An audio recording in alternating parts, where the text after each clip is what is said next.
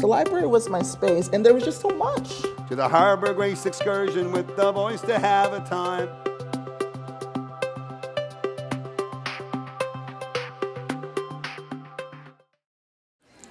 Good evening, ladies and gentlemen. Bienvenue, Funying. Welcome to Chinatown. My name is Arlene Chan, and I'm honored and thrilled to be your MC for this evening. We have so much to celebrate. First of all, it's Asian Heritage Month. I know we're getting near the end of May, but it's still Asian Heritage Month. Secondly, it's so incredible to have everybody here in the room today. We're not doing a Zoom call, we're meeting in person, so that's very exciting. And third, and most importantly, we're here for an exclusive treat for performances of this new opera, Chinatown. And with names like Madeline Tien, Alice Ping Yi Ho, and Paul Yi, where else can we enjoy such a distinguished trio of librettist, composer, and co-writer? So to get things started, I would like to introduce Vickery Bowles. She is the city librarian of the Toronto Public Library and oversees one of the busiest library systems, if not the busiest library system in the world. And all of us here, an impressive 68%, we're among that 68% of Torontonians who use the library's 100 branches and all its wonderful services. So please welcome Vickery Bowles.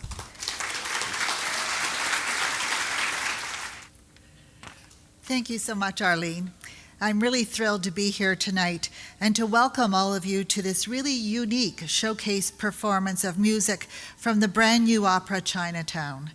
And what a pleasure it is to be here in person. We haven't had very many in-person events until recently, and it makes it especially special tonight to be able to be here in person to enjoy this wonderful event.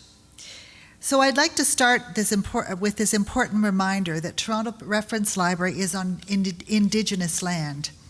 This land is also part of the Dish with One Spoon territory that includes a treaty between the Haudenosaunee Confederacy, the Anishinaabe, and allied nations to peacefully share and care for this land, its waters, and all the biodiversity of the Great Lakes region. Toronto Public Library gratefully acknowledges these Indigenous nations for their guardianship of this land.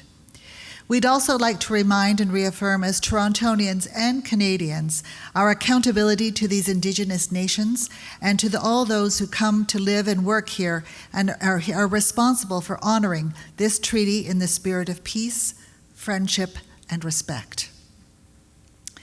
So as I was saying, it's wonderful to be back here in the Appel Salon again after some very difficult years spent apart. And what a special event we have planned here tonight. This kind of art is so important in helping to shine a light on the dark and often forgotten part of Canadian history and the Chinese-Canadian experience here in Canada. And it's the library's very real pleasure and our duty to share this beautiful story in music with you here tonight. This event is part of our year-round Asian Heritage programming series, which features conversations with artists, writers, journalists, politicians, and others from all over Asia and the Asian diaspora. And we're also grateful to TD Bank and their ongoing support for this series, and we're very grateful, of course, to the Asian Heritage Month Canadian Foundation for Asian Culture for their support and partnership in organizing this event. I'd like to thank the many fabulous creators behind Chinatown, the opera, for the important work they undertook to bring this to life. Composer Alice Ping Yi Ho, librettist Madeline Tien, Haudenosaunee translator Paul Yi, historian and curator Arlene Chan, and the many talented performers and others who will be here, and you'll be hearing from them very shortly. And I also want to send some very special thanks to the Vancouver City Opera, especially director Charles Barber, for allowing us to stage a segment of the opera for a Toronto audience ahead of its world premiere in Vancouver this fall. We're sure that you'll find it incredibly moving, unique, and absolutely beautiful. And on that note, I'd like to turn it back over to Arlene Chan. Arlene? say that this is Asian Heritage Month, and this is the year, it's the 20th anniversary of Asian Heritage Month. And it was decoration, yes, that is cause for applause, for sure. Asian Heritage Month was declared by the Senate of Canada, a motion proposed by the Honourable Dr. Vivian Poy, the first Canadian of Asian descent to be appointed to the Senate of Canada. And it is with great pleasure that I welcome Justin Poy, the Honorary Patron of Asian Heritage Month for the Canadian Foundation for Asian Culture, Inc. Justin. Hi, everyone. Thank you. Thank you. Wow, this is an amazing crowd. I don't think I've seen a crowd like this for any Asian Heritage Month event even before COVID. This is really great. Thank you very much for coming, everybody.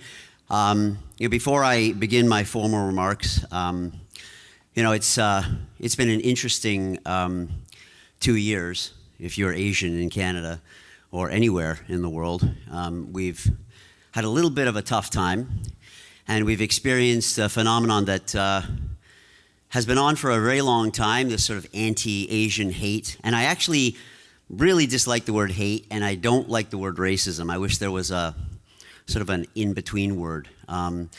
Yeah, exactly. Sometimes I feel like it's maybe unfamiliarity or discomfort. And this year with Asian Heritage Month, we've been talking a lot about education as a way of getting people to understand what being Asian is. And I think back, I was trying to think of an example, and I thought, when I was a kid, my family wasn't very into sports, and we didn't watch hockey, we didn't watch baseball games or anything. And whenever anybody said, "Oh, do you like hockey?" the first thing I'd say is, "I hate hockey." But I couldn't hate it because I didn't know what hockey was. And when a friend took me to a hockey game, and introduced me in a friendly way, explained the rules and whatnot, and I got used to the culture and doing the wave in the stands, I started to like it. And I kind of see that the same way as to what Asian Heritage Month is, that this is an opportunity for all of us, for those of us who are Asian, to educate one another, because Asia is obviously a very large continent, and we don't even know much about our own subcultures within Asia. And for Canadians who are not Asian, it's a great opportunity to bring a friend out to an Asian Heritage Month event or whatnot. And Asian Heritage Month, I always say, is just a catalyst for a year-long understanding and year-long celebrations. And at the Canadian Foundation for Asian Culture, we actually hold events all year long now, not just during May, although this is our second last event. We are having an event here tomorrow down at City Hall at 1 p.m. with Chef Leo Chan and Hannah Kim, and they're going to be talking about Chinatown. And for those of you who haven't heard Chef Leo, he does a great talk about Chinatown culture and food and everything that reminds us of Chinatown. So, welcome everybody. This is the 20th anniversary of the signing of the Asian Heritage Month Declaration. My mother, Vivian, usually comes out to these events. She's been doing it for a very long time, so I've sort of taken over to come out, and I take a lot of pictures and video and send them back to her. The official Asian Heritage Month Declaration says that Asian Heritage Month offers all Canadians an opportunity to learn more about the history of Canadians of Asian heritage and to celebrate their contributions to the growth and prosperity of Canada. Thereby, we declare May as Asian Heritage Month in Canada. The event today is a prime example of the history and contributions of Asian Canadians that celebrate Asian Heritage Month. The opera Chinatown is significant. It is the first ever Taishanese opera and one written by Asian Canadians. It's particularly meaningful to me because my father is from Taishan. Taishanese is the dialect predominantly spoken by Chinese railroad workers.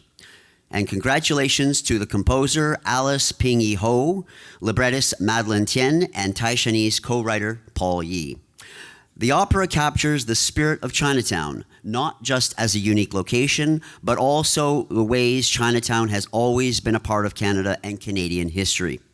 The political, social, and cultural forces working on the characters are also reflective of those experienced by Asian Canadians. That's why today we celebrate you all because of your collective efforts to make Canada diverse and inclusive. Now, there's a long list of people we must thank, and without these participants and donors and benefactors, we wouldn't be able to do anything at Asian Heritage Month.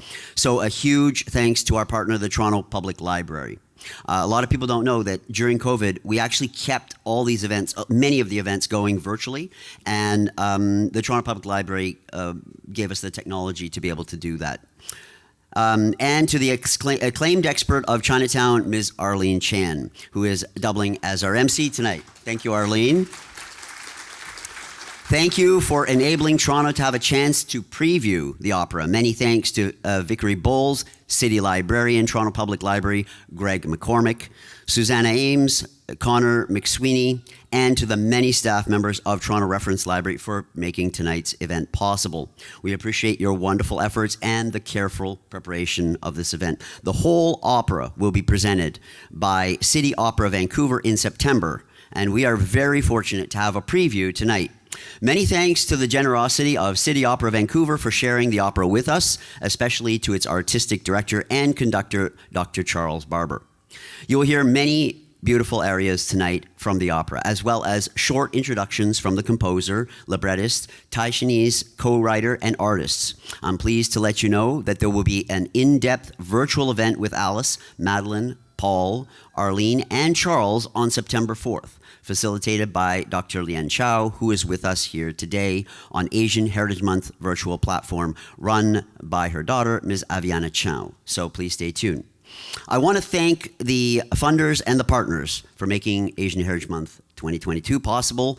We have the funders of the Government of Canada through the Department of Canadian Heritage, Toronto Arts Council, and Canada Council of the Arts, Toronto Public Library, Toronto District School Board, Toronto Catholic District School Board, We Artists Association, the Chinese Canadian Photographic Society of Toronto, Cambridge Food and Wine Society, Real World Film Festival, Social Services Network, York Centre for Asian Research at York University, the Asian Institute at the Munk School of Global Affairs and Public Policy, the University of Toronto, and Richard Charles Lee Canada Hong Kong Library at the University of Toronto.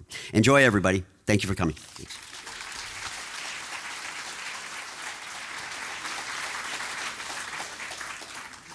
Thank you, Justin, for bringing your warm greetings, heartfelt words about Asian Heritage Month. Can't think of a better representative.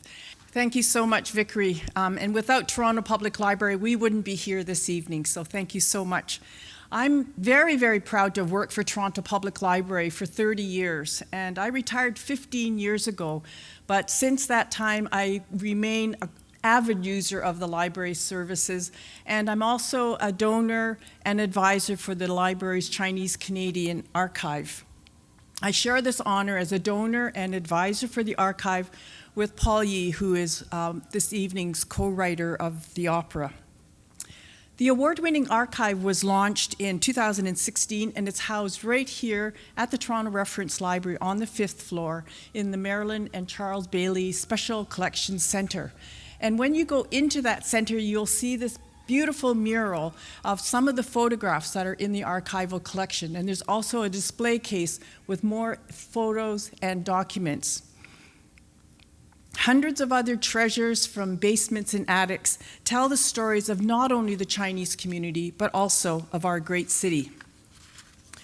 And as another example of a photograph from the archive, this second image shows some people dressed in beautiful Chinese costumes that were on loan from the Cantonese Opera Company. And this was on the occasion of VJ Day, and the parade took place on Elizabeth Street in Chinatown here. And this one photo has so many stories to tell. And I can say that because my mother is one of the beautiful women that's on that float.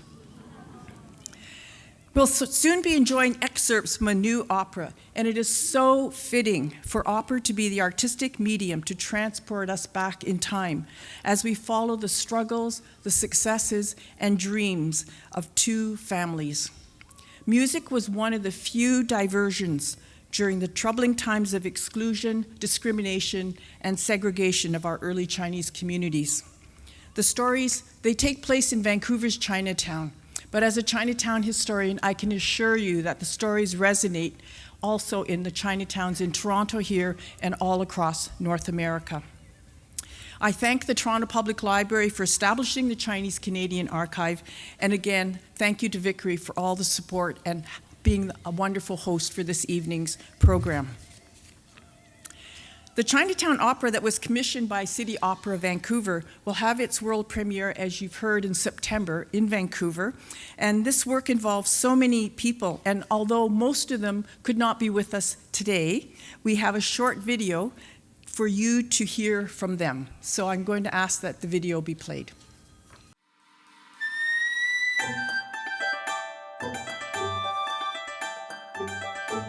Hi, my name is Charles Barber. I'm the Artistic Director of City Opera Vancouver, and we are proud and excited and obligated to bring a new opera to the world called Chinatown. It's a story of love and family and neighborhood. It's a story of racism and resistance. It's a story of ourselves, our past, and who we have become today. Chinatown the Opera is a new venture. It's the first ever opera by our librettist, Madeleine Tien. It's the third opera by our composer, Alice Ping Yi Ho, and it is the first opera for our Taishanese translator, Paul Yi. The story is set in 1961 on the eve of destruction of an important historical building in Chinatown. This actually happened, but it pivots in time back to the 19th century and the arrival of the men who came from Guangdong to build the CPR. And it moves ahead in time to our own, when even today we continue to deal with and cannot reconcile to the bigotry and racism that has become once again manifest thanks to COVID and the alleged permission that it grants to bigots to be themselves again. It's not a Chinese opera in the Cantonese or Peking sense. It's a Western opera, but it is a fusion in art of Chinese themes and traditions with the means and the mechanisms in the 21st century of Western opera. My name is Madeleine Tien, and I'm the librettist for Chinatown, and I'm a novelist. But it gave me an opportunity to delve a lot deeper into the intricacies of the history and the generations who called this place home. And so what we made was a story that spans, I think, over 80 years. And its heart is the relationship between two men, Sahil and Shumpun, who come to Chinatown in the early 1900s or earlier to work and try to create a life for themselves pretty much against all odds. And that's how I was involved with the project. Well, my name is Roger Parton, and I'm the pianist coach for City Opera Vancouver. I've been involved with Chinatown from the outset. I've been very excited to watch it taking shape. Chinatown sums up the hope and the tragedy of a people. And I think that in that regard, it does exactly what opera should be doing. It's confronting us not only with those hopes and those fears and those tragedies, but also confronting us with responsibility.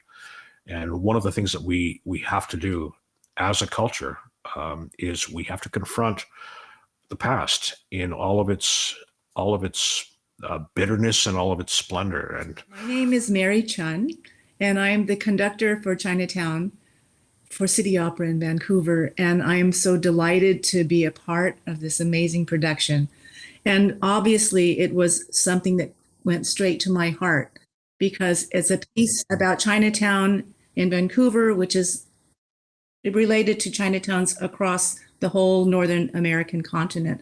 Me coming from San Francisco, we have a very large Chinatown. I am also a daughter of a paper son. So it really struck home to me to be able to participate and work and make music about an opera, about people that look like me.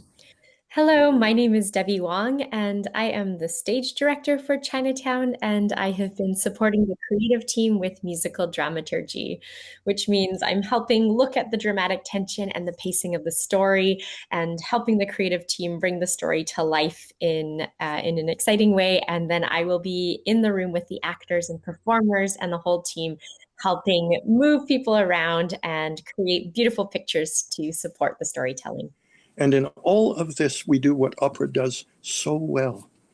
We can tell stories not just horizontally, but vertically, with richness and the capacity to induce common purpose and common experience that happens in duet and trio and quartet. And we have no problem making out those voices. And at the same time, to tell a singular story about an extraordinary culture, the land from which it came, and the land we have become because of it. Welcome to Chinatown, the Opera.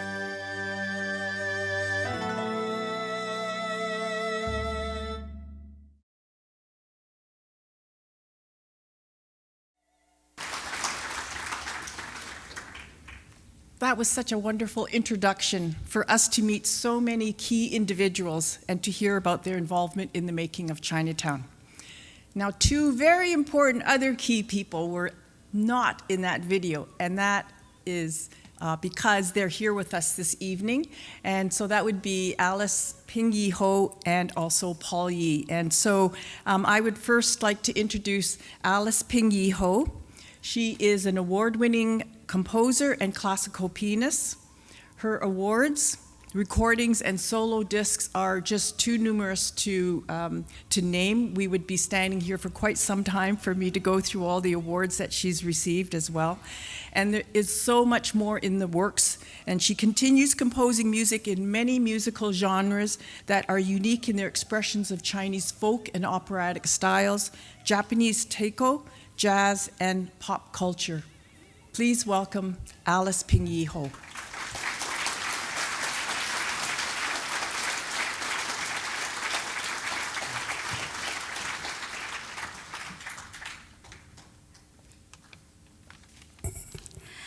Thank you, Aileen, for the marvelous introduction of myself. I'm very flattered. And well, anyway, good evening, everyone. Thank you for having us tonight, performing excerpts from New Opera Chinatown. I have been working on the music of Chinatown in the last 2 years.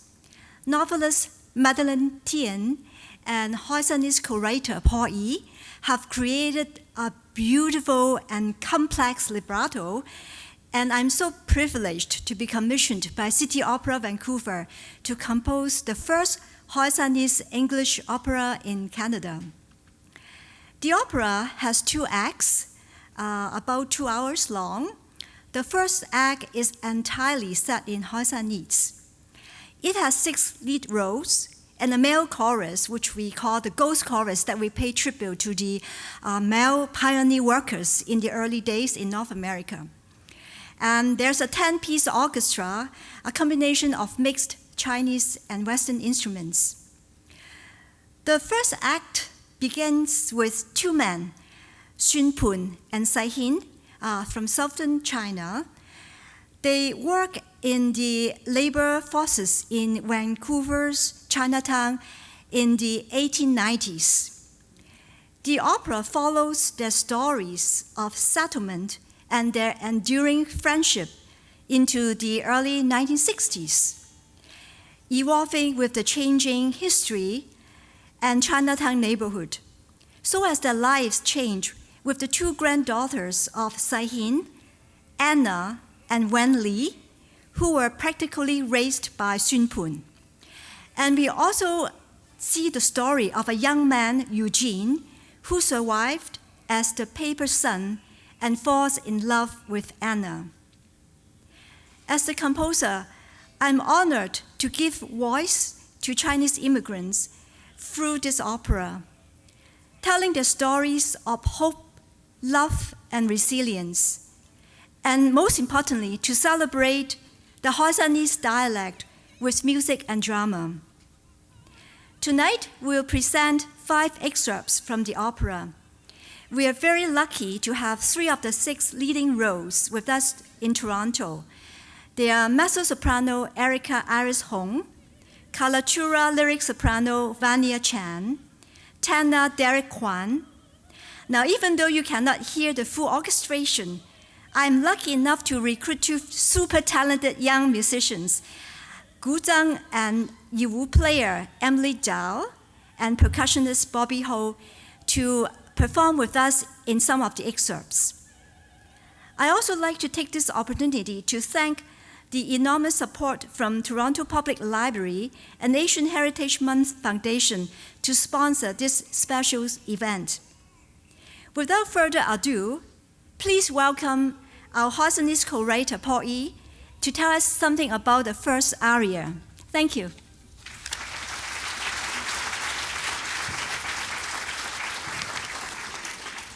Good evening. Well, the first half of the opera, as you just heard, is sung in Huisanwa, which was Chinatown's main dialect before 1967.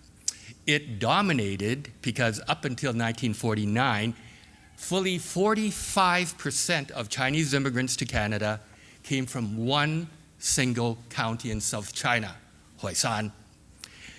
As Hal said, we use Huisanwa in the opera to pay homage to the pioneers of our community. We also acknowledge their descendants who, despite being fully Canadianized, still speak the dialect at home. And most important of all, we give voice to tones, sounds, and rhythms that aren't heard in Chinatown anymore because other dialects are now dominant.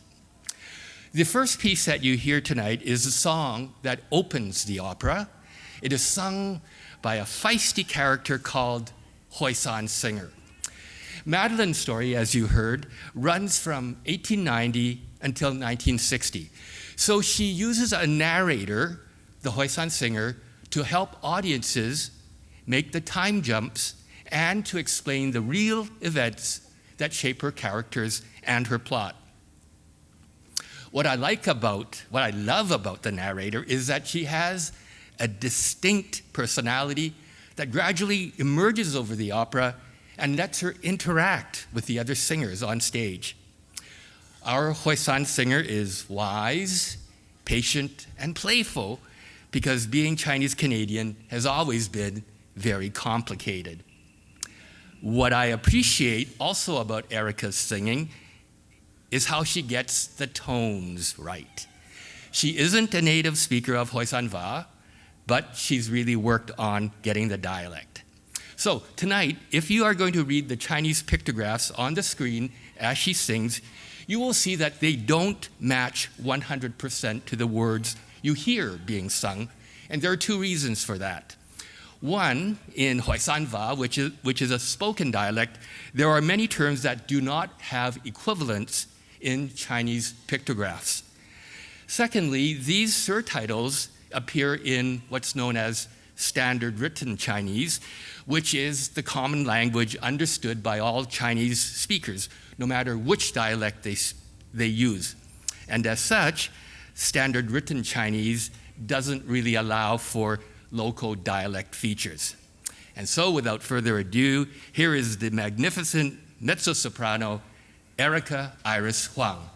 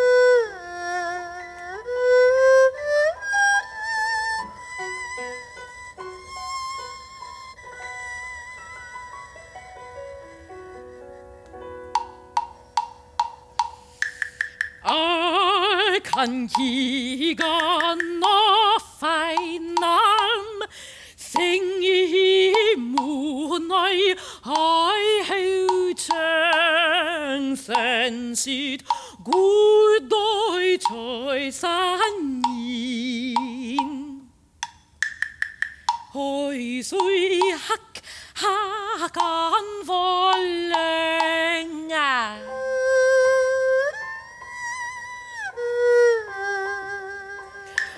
Gud oi tjön gunnan gongip Hoi mun tjön hu tut tut ip Lo le la o gagi doi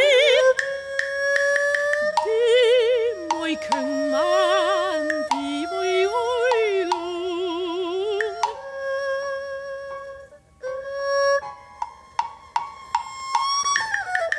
Sipku saigi gyulok ngan Atoi likiki kekba Goy tossan nod manjon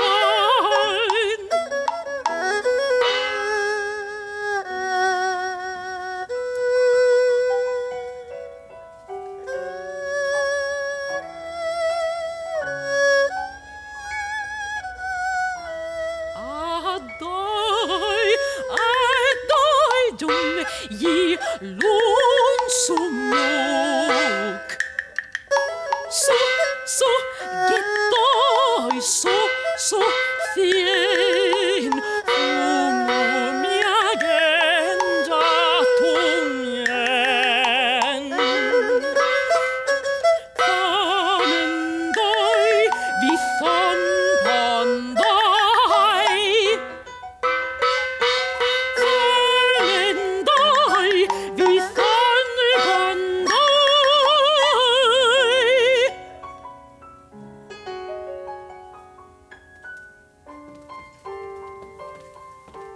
Phai ni hàng lu son phòn tôi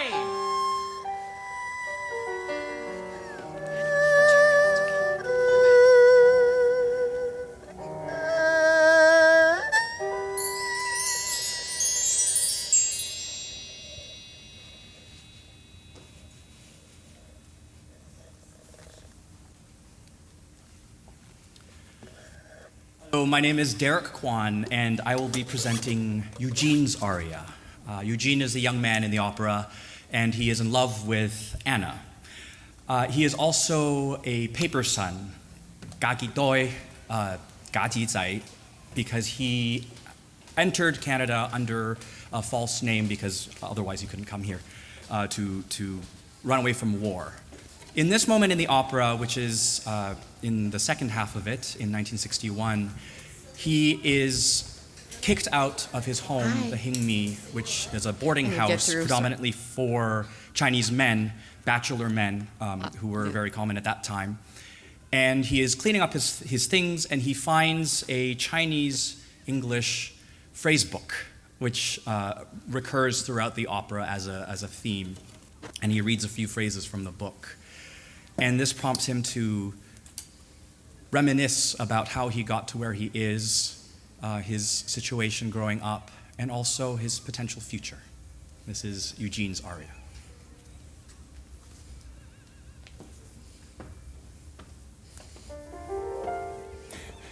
It feels like rain, doesn't it?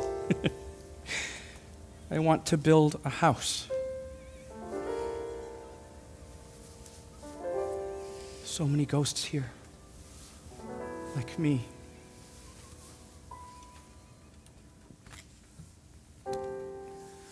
My mother, my mother, my mother sent me away from war. To buy my false papers cost her everything. I became another name, another boy, another boy. Ni men bak ngồi, ngồi tùy.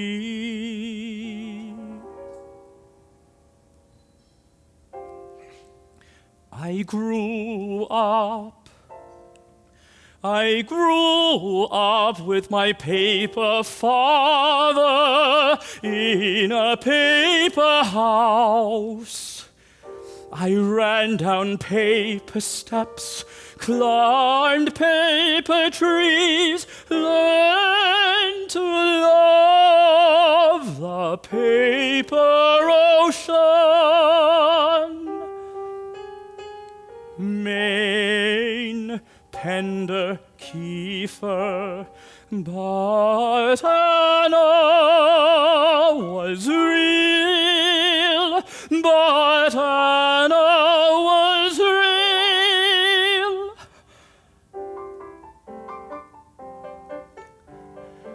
Nihongo voi sing, 西個貧溫沒個意，吊 em 廚房杜桑班，開個牛字屈個妹，街個年間。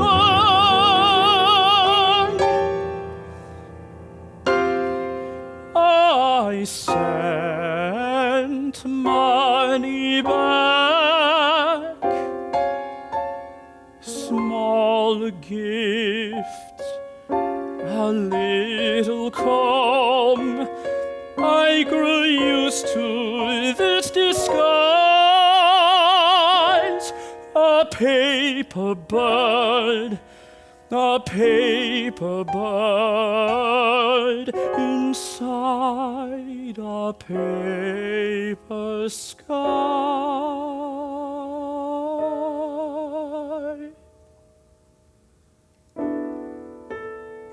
Anna, Anna, Anna is brave enough to let go. For us, Anna,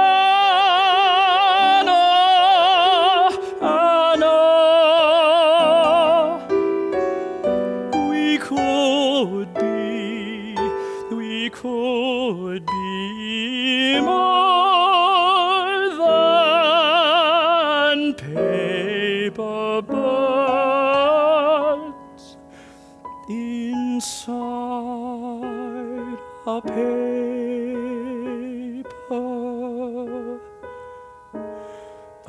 paper sky.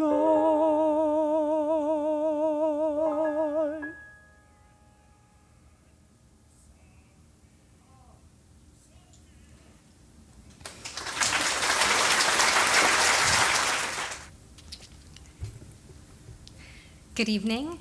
My name is Vanya Chan, and it is my great privilege to be a part of Chinatown, which is an extraordinary work. I love being a part of the process of developing new works, and I'm incredibly grateful to be bringing the role of Wen Li to life. Wen Li is a young girl, about 15 or 16 years old. She has big dreams while growing up in Vancouver, Canada in the 1960s. She envisions a bright future, going to university, establishing a career for herself, and perhaps most significantly, thriving while remaining close to her family, her sister Anna, and her grandfather figure, Thonpon Bak. In the excerpt we're about to perform, you will see Wen Li developing through different scenes and moments. She expresses her love for Chinatown, particularly Kiefer Street, and the people she encounters regularly as she walks through the neighborhood. Wen Li also shares her frustrations and concerns about her older sister Anna, who feels quite the opposite about Chinatown. Anna is more aware of the challenges of the time and is drawn to a new future with her love interest, Eugene. Wenli confides in Thonponbak and receives warmth and reassurance. Ultimately, though, Wenli grows up quickly, realizing the uphill battle that she and her family must face as Chinese immigrants in the 60s. She also finds the strength to let go of her sister Anna, knowing they must confidently forge separate paths with the hope that they might see each other again someday. I'm going to pass the mic briefly to Derek, who will talk about what Thonponbak is saying at the beginning of this scene. In this scene, I'm singing Thonponbak, who is in the beginning making arrangements for Eugene and Anna to leave the city. And then in the middle, Wenli and Thonpon both reminisce about how Anna got her first camera.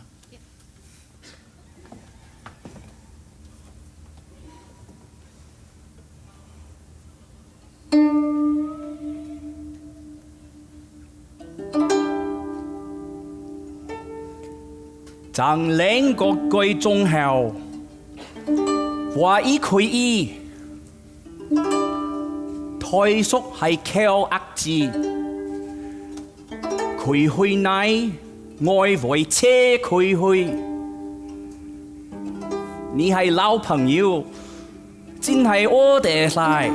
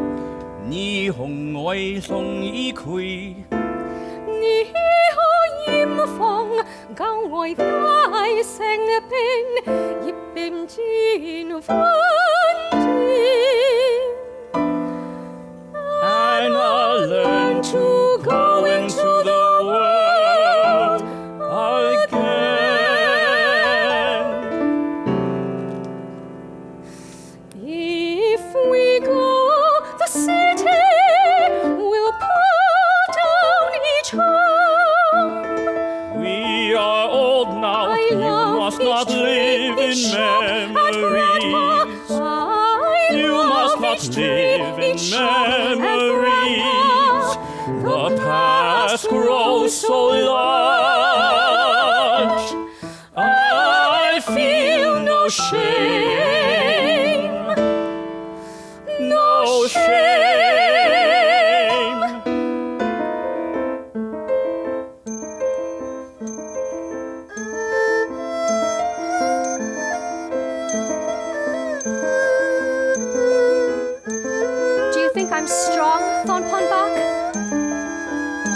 strong as Saihin, child, strong as the ocean.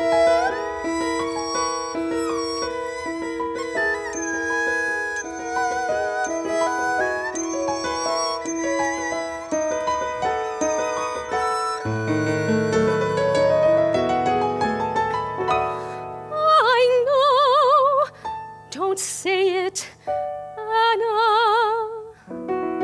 Anna, Anna, she is leaving into the world, into the world. It is not safe for us. It is not safe for us. She wants to live. Grandpa had a dream for you. School, fun, fun back. A life together. You want to hold the light. Eugene will go with you. You will take care of each other.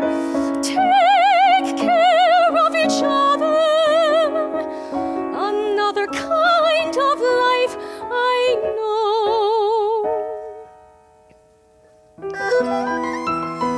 Don't abandon us, Anna. I'm not brave like you, Anna. You are strong, Anna. But when can we be free?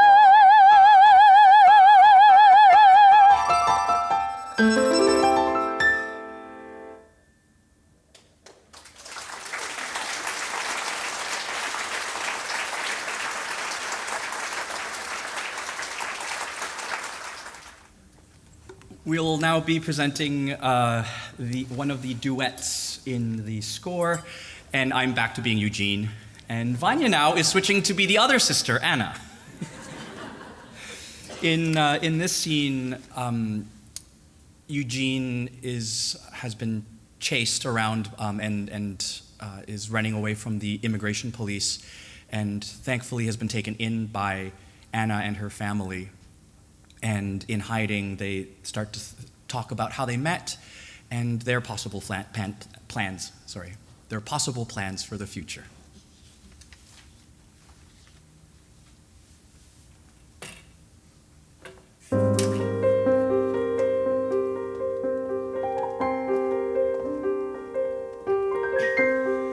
I remember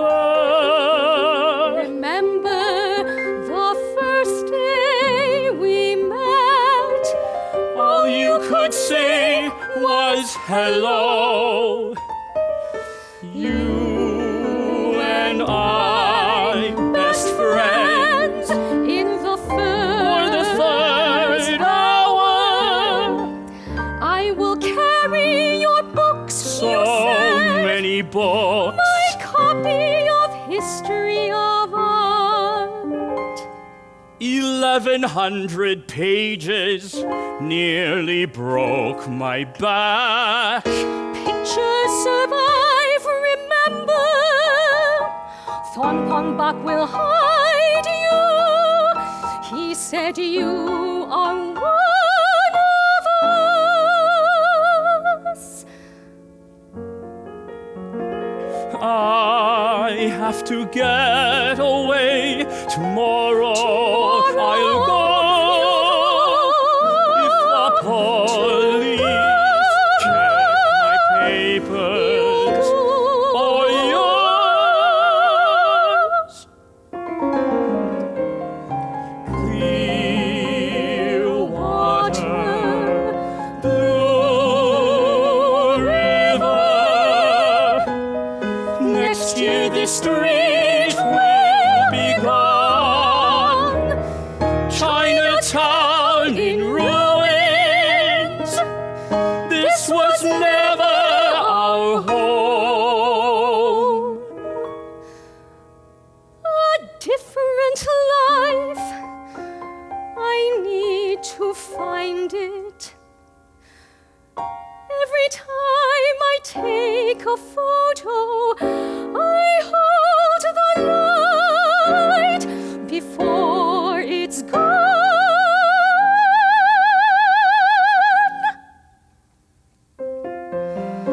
Thon Pon Bak has dreams for us. Last year I sent my photos out looking for work. The landform tracing project. You and I, if we're together, but Thon Pon Bak, he said university is all that matters. All that matters. I found this in the Hing Mi. It's Thon Pon Bak, isn't it? Thon Pon Bak and grandfather sighed.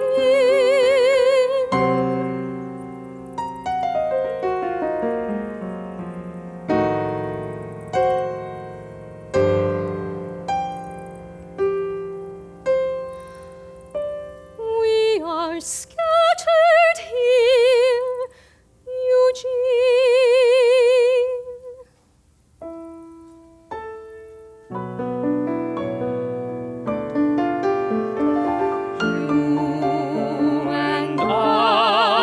Best friends, together, I won't let you go.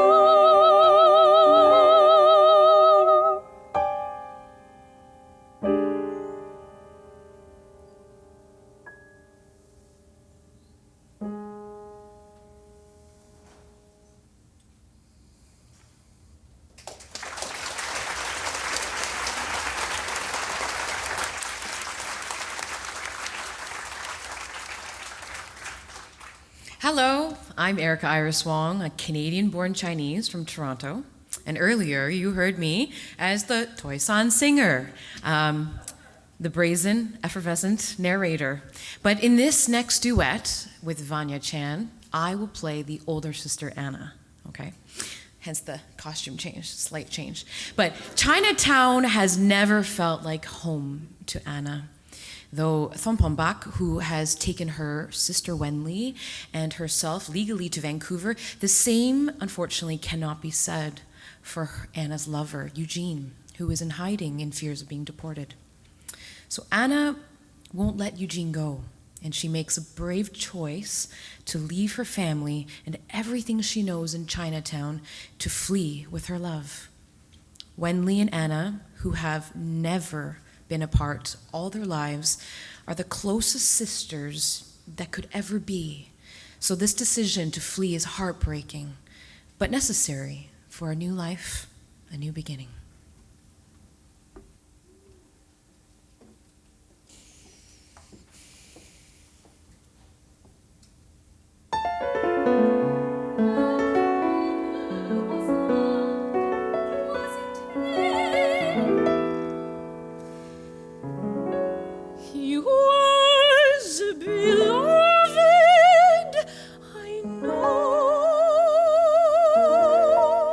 Almost 10 o'clock.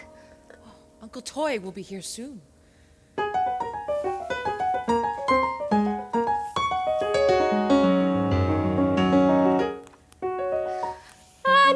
I can see the future. Okay, little fortune teller, tell me. 10 years from now, it's 1971. You're ancient, 28 years old. Like this? Stand up straighter. You have seen the distant land. The distant land. And you're a photographer, a real one, no more slouching. Finally, you have come home. Well, I get to live next door. No.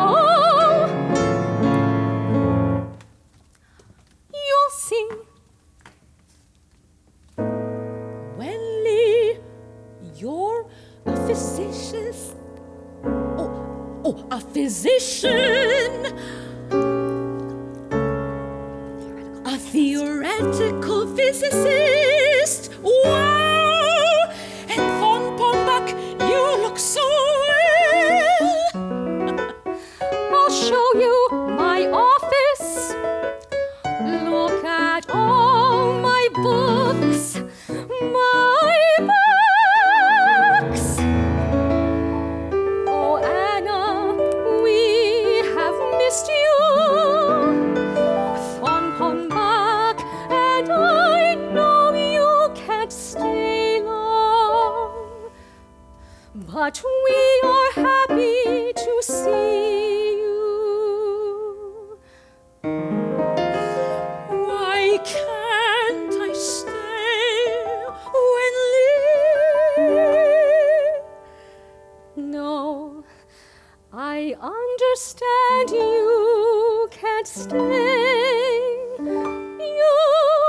You have to go back to your life.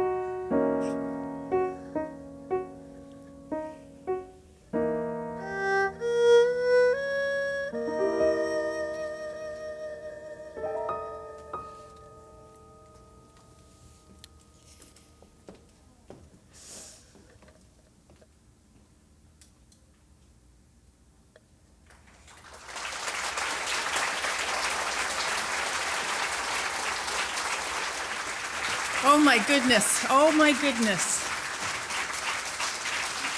They deserve a huge round of applause. And I'd like to ask Paul Yee, please come up to the stage, and also to the musicians, Alice and Bobby and Emily. What an amazing preview of Chinatown.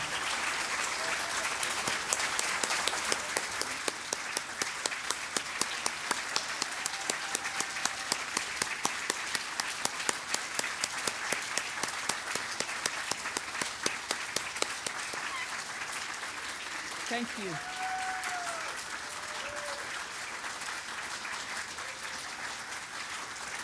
Well, I'm going to leave them up on stage so they can just bask in this glory here, because this brings us to the end of our program. And there's so many organizations and individuals who supported the development of the opera. But I do want to acknowledge for tonight's event the collaboration of the Toronto Public Library, Asian Heritage Month, and City Opera Vancouver, because this is like really so unique, and it's a historic moment. And I had a smile on my face during all those arias and duets, because I could actually understand the Hoi San Wa, which is like, I grew up listening to Cantonese opera, but it was always in Cantonese or even in the Mandarin, but listening to Hoi San in the opera. So Paul, you did an astounding job putting in that Hoi San Wa.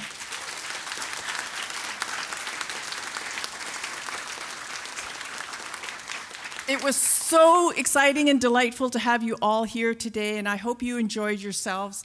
And of course, you can continue enjoying this program because it has been taped and it will be posted on the library's YouTube channel. So stay safe and well, and good evening. Thank you.